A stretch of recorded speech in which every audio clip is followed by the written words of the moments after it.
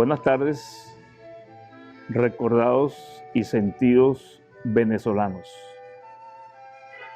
En la tarde de hoy hemos decidido desde la Florida enviar una información histórica que ha sido tergiversada, manipulada. Pretenden esconder a las personas responsables de muchas cosas, disimular la participación de una gran cantidad de venezolanos responsables de lo que en este momento ocurre en nuestro país y también responsables de no haber logrado organizar a los venezolanos y a la sociedad venezolana como ciudadanos para poder responder de una manera fuerte, contundente y determinante en el problema que tenemos todos los venezolanos y toda la región latinoamericana. El proyecto que está en Venezuela no es de Hugo Chávez, fallecido, no es de Maduro, Moros, impuesto por los Castro. El proyecto que está en Venezuela comienza en 1989, cuando en la ciudad de São Paulo, en Brasil, se inicia y se crea el Foro de São Paulo, presidido por Fidel Castro, entre otros. Presidido por Fidel Castro, integrado por Lula da Silva, Bachelet,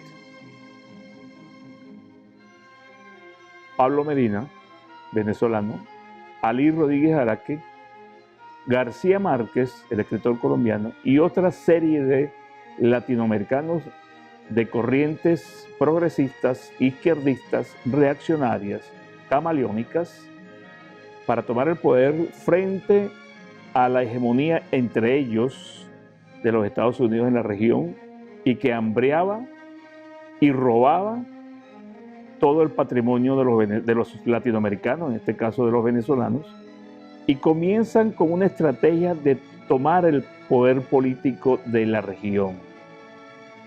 La mayoría de ustedes eran muy pequeños o no habían nacido. Eso ocurrió en 1989.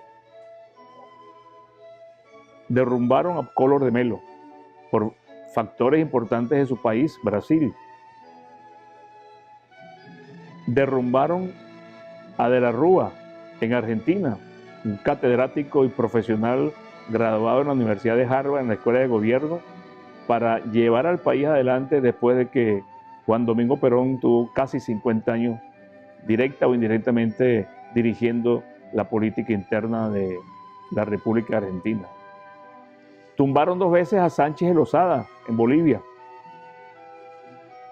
un señor ejemplar, preparado y equipado con el conocimiento para sacar a Bolivia del atraso. Sacaron del poder a Liam Maguad, Ecuador, otro hombre formado y equipado para el desarrollo de ese país. Sacaron a Salinas de Gortari y sacaron al presidente Carlos Andrés Pérez. O sea, no es por el azar que Venezuela está transitando este problema. Los militares rebeldes, más los civiles cobardes que no se presentaron y no han sacado la cara todavía de la responsabilidad del momento en que eran parte de una conjura, no solamente es en Venezuela, es en todo el continente. Acuérdense o recordemos cómo Chávez comenzó a enviar grandes sumas de dinero a Argentina, a Bolivia, a Ecuador, a Chile en cierta manera, a pesar de que no estaba muy ligado al gobierno de la presidenta Bachelet y de Piñera, a Lula en Brasil, con armas y bagaje. Se fue el dinero venezolano hacia Brasil y los contratos con la Odebrecht. Todos sabemos que está preñada de corrupción y de hechos lamentables y ilícitos en la región también, inclusive aquí en los Estados Unidos. Pero lo que más me asombra y me sorprende, y por eso es este programa de hoy, o esta exposición del día de hoy, de la tarde de hoy, es que se han publicado libros, sesudos artículos, un excelente documental que reivindica la figura el expresidente fallecido Carlos Andrés Pérez, de su ministro estrella, el doctor Miguel Rodríguez, con quien tengo una excelente amistad y que llevamos ya aproximadamente conversando y discutiendo y analizando las cosas que pasaron en aquel entonces y que todavía siguen ocurriendo en nuestra querida Venezuela. Él en Suiza, trabajando, y yo en el exilio aquí en la Florida. Y digo exilio porque todavía no me han otorgado el exilio diplomático o el exilio político, como quieran llamarlo. Y pasamos horas y horas hablando por internet y redes sociales, analizando todas las cosas que pasaron y todas las personas. Los bolichicos de antes, ahora bolichicos financieros. Los conspiradores de antes en el Consejo de Ministros del presidente Pérez, ahora apoyo en la oposición política a potenciales líderes o dirigentes políticos que hacen vida pública actualmente en el país. O sea, ha ocurrido de todo y sigue ocurriendo. Y seguirá ocurriendo hasta tanto ustedes y nosotros no seamos ciudadanos. Somos pueblo. Pero pueblo es la acepción más baja de una comunidad política bajo un sistema político democrático, ¿no? Una constitución, unos símbolos patrios, unas fuerzas armadas, unas instituciones, un empresariado, un medio de comunicación, etc. Pero en este momento somos una caricatura de lo que realmente era la República de Venezuela. Ya no somos república. Ya somos cualquier cosa adicional, pero república dejamos de serlo.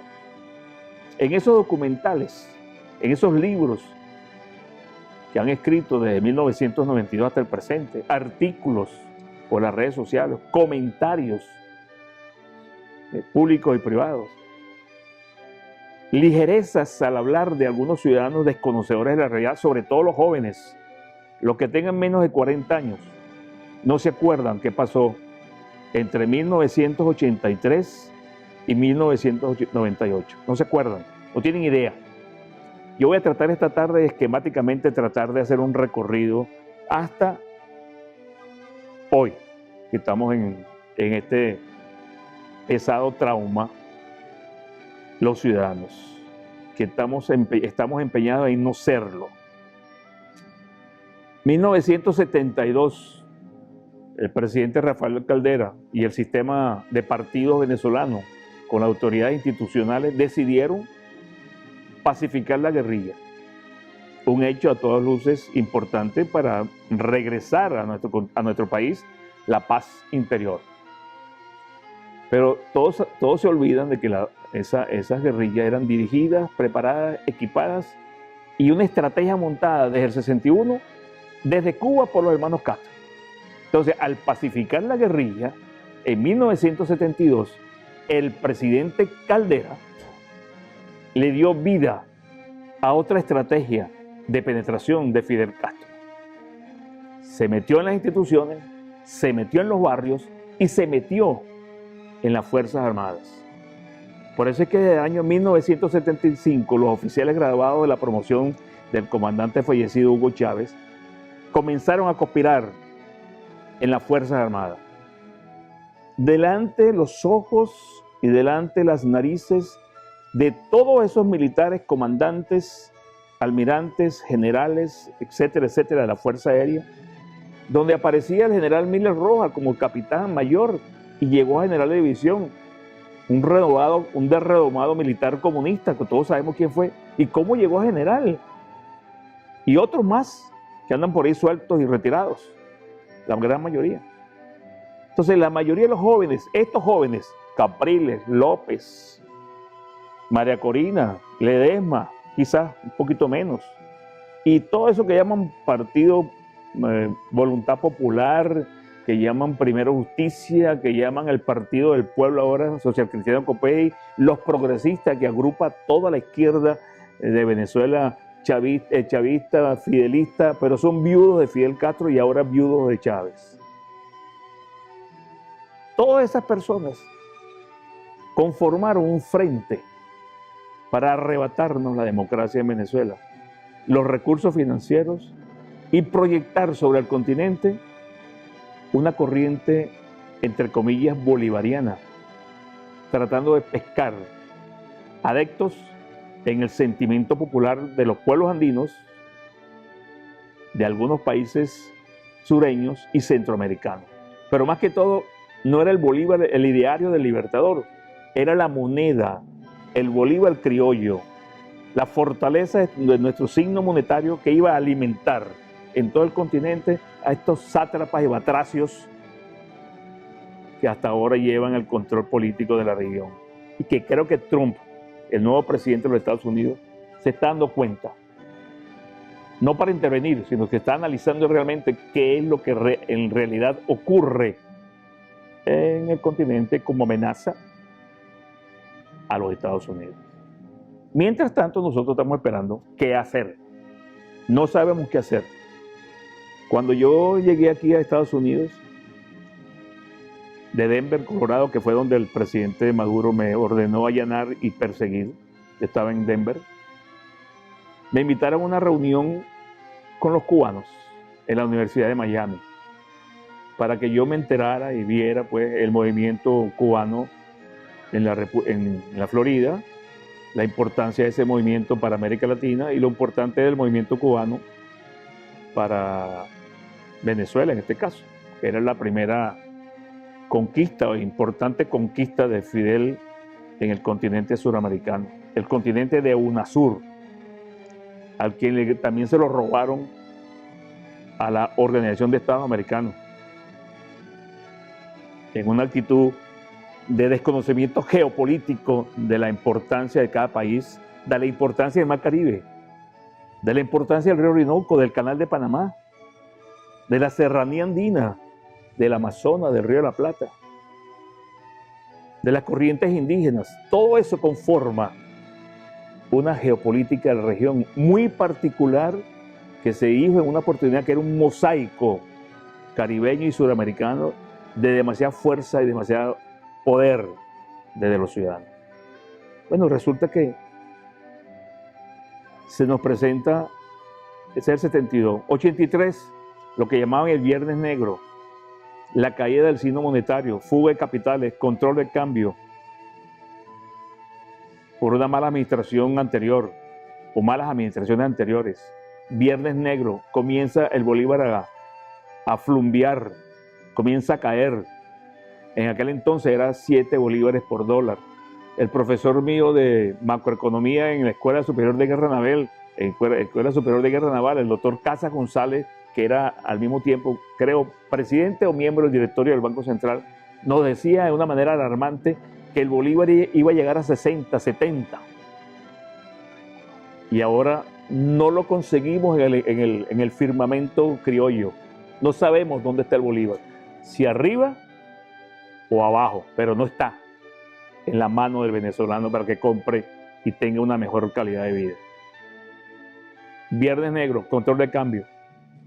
1983, comienza la conspiración militar definitivamente en el círculo militar.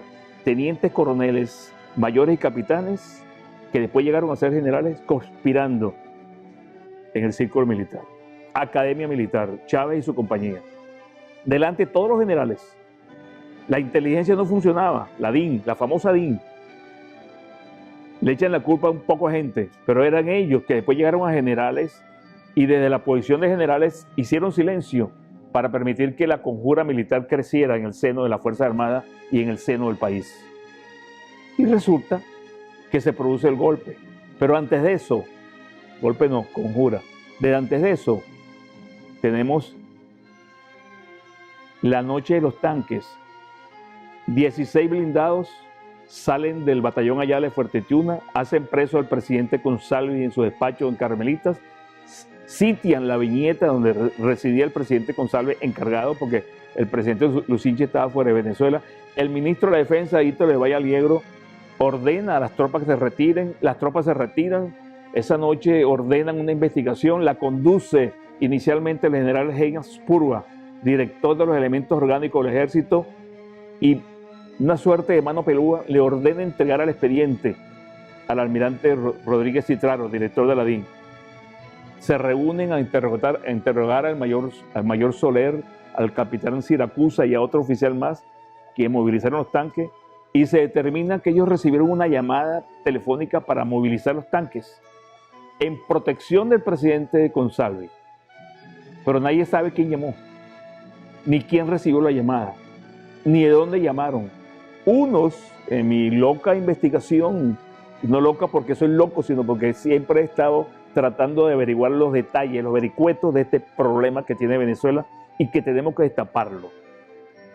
Me dicen que fue o que salió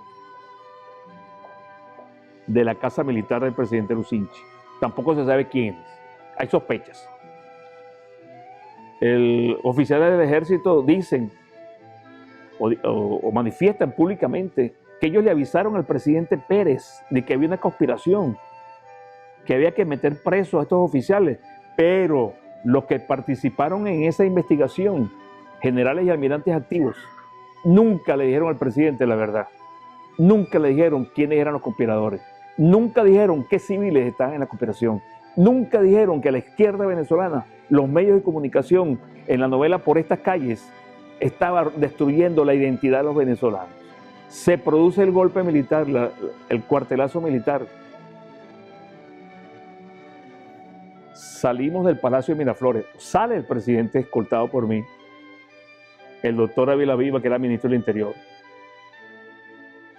el jefe de la escolta civil, el comisario Fernández, hijo de Erasto Fernández, el presidente Pérez y dos guardias nacionales y mi persona. Salimos sin saber para dónde íbamos.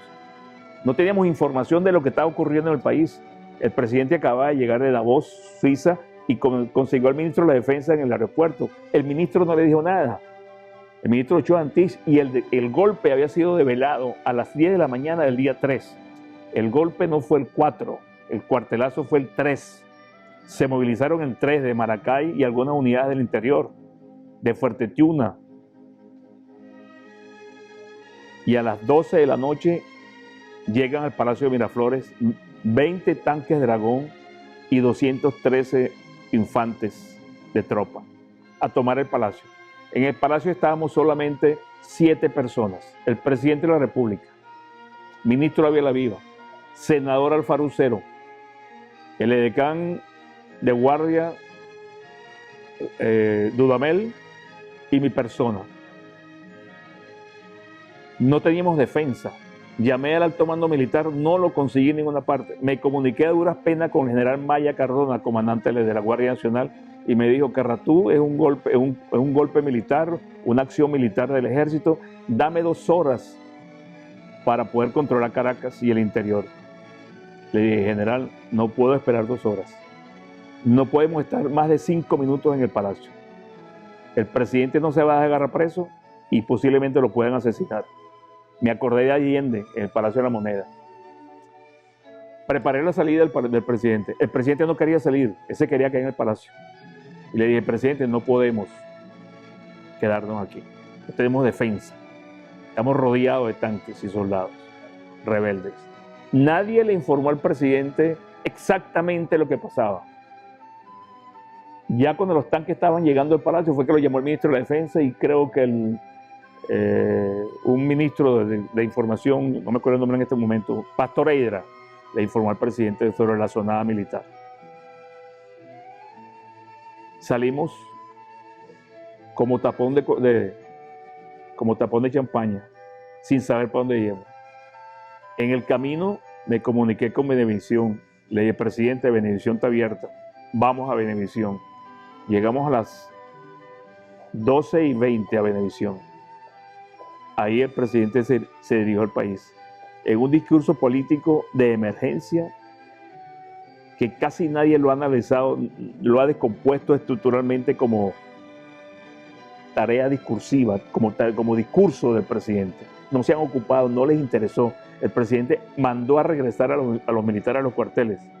Les puedo decir que el 90% de los militares era leal al gobierno, 98%, perdón, pero casi ninguno regresó a los cuarteles. Hubo almirantes y generales que se escondieron, no salieron, pero hubo toda una cantidad de civiles en la conspiración que se escondieron hasta el 4 de febrero de 1999, cuando Hugo Chávez asume la presidencia de la República. Todos esos cobardes tuvieron casi 10 años escondidos, silentes, protegiendo a Chávez, favoreciendo a Chávez. El presidente Caldera inexplicablemente los sobresee, los perdona y los reincorpora al ejército.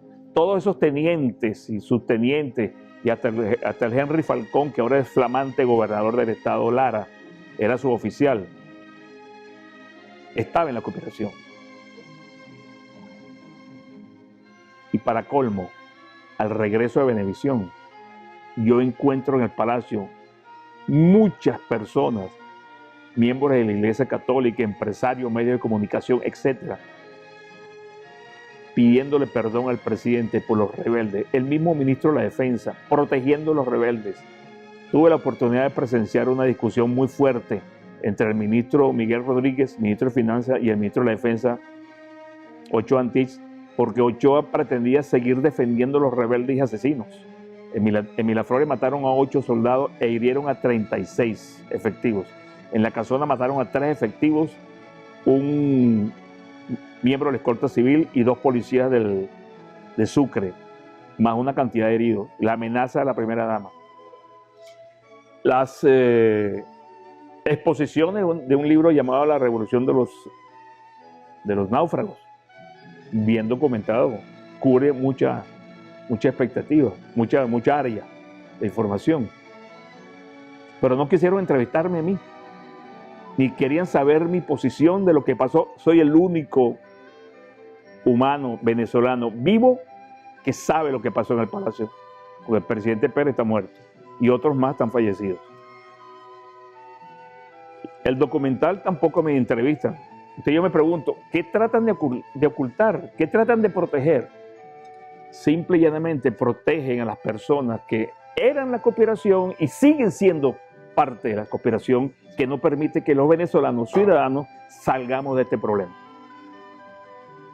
El sobreseer a los rebeldes militares y después liberarlos y elegirlos presidentes, financiado por la Cámara Bancaria, financiado por los medios de comunicación, financiado por empresarios que ahora están pagando las consecuencias de financiar a los rebeldes. Nunca pudo ocurrir si no es por la complicidad de estas personas. Porque una persona honesta, seria, responsable de su función ciudadana en un país acechado por la izquierda continental, por Fidel Castro y sus milicianos, por la FARC en la frontera occidental y por el sur, todos esos grupos de desestabilización política que ha habido en nuestros países, no puede haber ignorado que asociarse con militares para tumbar un gobierno democrático era un sacrilegio, más aún una traición a la patria. Y por eso es que ustedes tienen que ahora abrir los ojos. Mucha gallina cantando como gallo, mucho bandido haciéndose papá de honesto, mucha gente criticando a los militares, y fueron ellos los que prepararon la conspiración. Nosotros los militares tuvimos 15 años de mi generación, tuvimos 15 años luchando contra la guerrilla marxista. Salvamos al país de la guerrilla marxista y mi persona salvó al país la noche del golpe de Miraflores, porque saqué al presidente, salvé la vida del presidente y evité que los rebeldes tomaran el poder. Eso no lo aprecian los que hablan de los militares. Eso no lo aprecian las personas que hablan paja de los militares. Yo no los defiendo. El próximo 4 de febrero se cumplen 25 años de la traición, 25 años de la conjura, 25 años de militares y civiles bandidos que destrozaron la República de Venezuela y que hoy prácticamente está en el piso económica, financiera, sin identidad y sin ciudadanos libres para poder trabajar y desarrollar el país. Un saludo para todos.